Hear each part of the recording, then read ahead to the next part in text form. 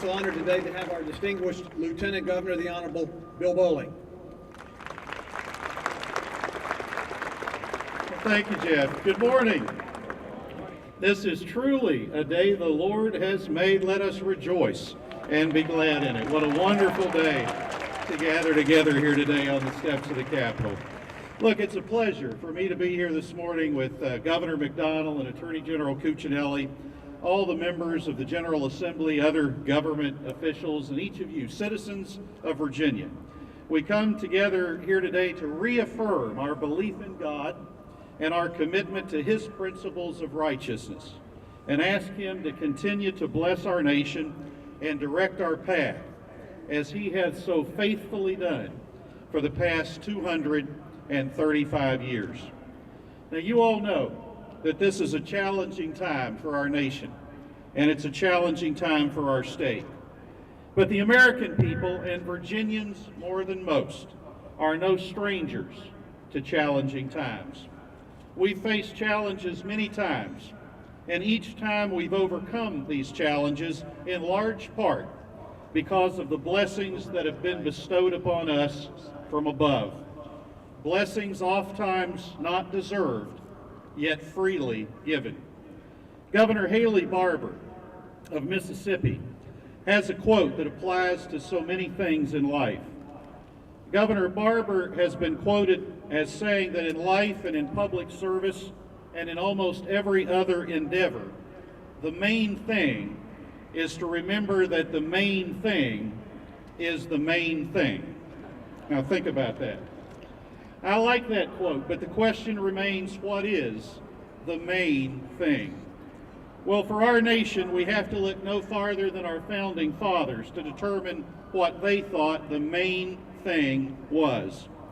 This nation was founded by a group of people who truly believed that God had blessed their endeavor to establish on these shores a new nation.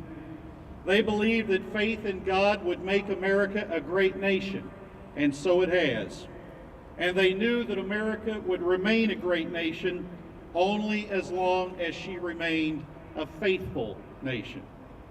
You find their faith expressed in all of the founding documents of our nation, but nowhere more clearly than in the Declaration of Independence, which states in part, "We hold these truths to be self-evident, that all men are created equal and endowed by their Creator with certain unalienable rights, among which are life, liberty, and the pursuit of happiness."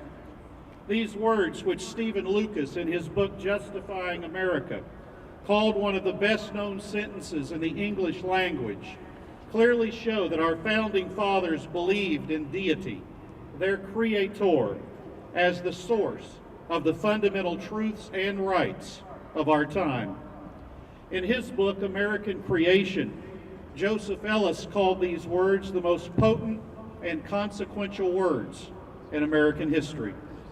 Yet as important and as well known as these words are, it's the next sentence in that Declaration of Independence, a sentence seldom spoken that has always meant the most to me as a public servant.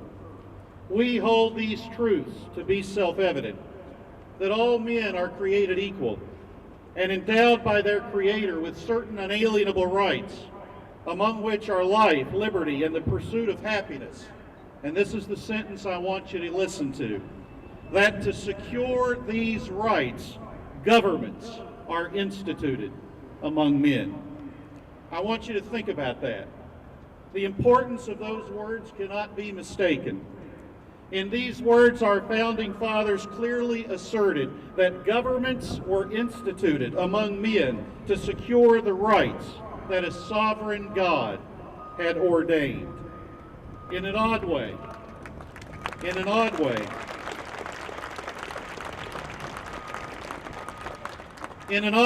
in a real sense, our founding fathers viewed governments as a vehicle to carry out God's blessings and will for His people. A far cry from our view of the role government should play in our society today.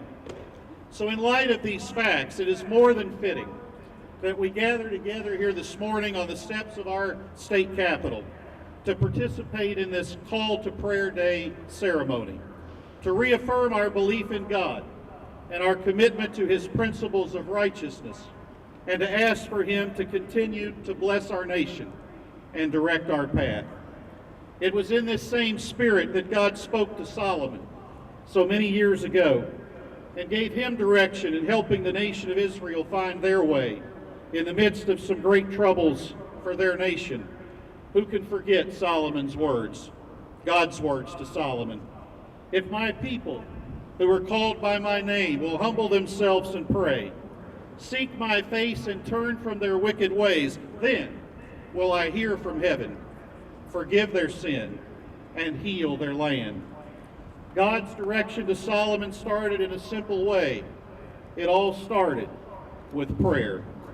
So this morning we come together in this place to do that thing that we were told to do, to pray, to seek God's face, to ask Him to empower us and enable us to be all that He would have us be. So my thanks to the organizers of this event and for letting me be a part of it this morning.